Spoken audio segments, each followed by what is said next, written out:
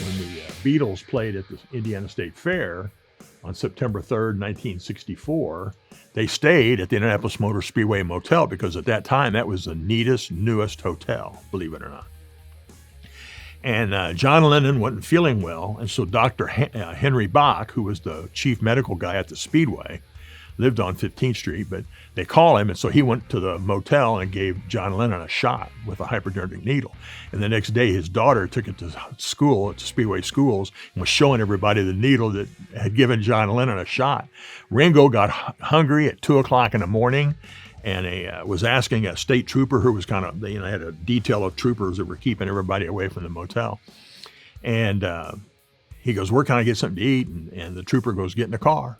And this trooper at 2 in the morning drove Ringo Starr to Noblesville, had his wife get out of bed, cook Ringo Starr breakfast, and then drove him back to the track.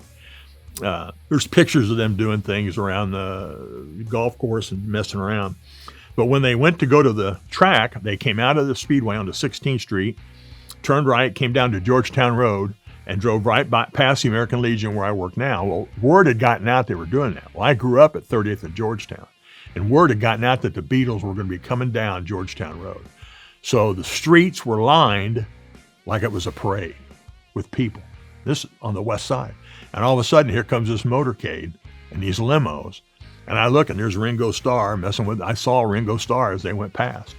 And they went to the fairgrounds and did a show at the Coliseum in the afternoon where Jerry Baker introduced them. And to hear Bake talk about that, and then there's a pirated recording of that show. And you hear Bake introduce them. And, they walk on stage and they have to plug in and set up and boom, hello, setting up. It's not like today where it's all pre-produced and all set up.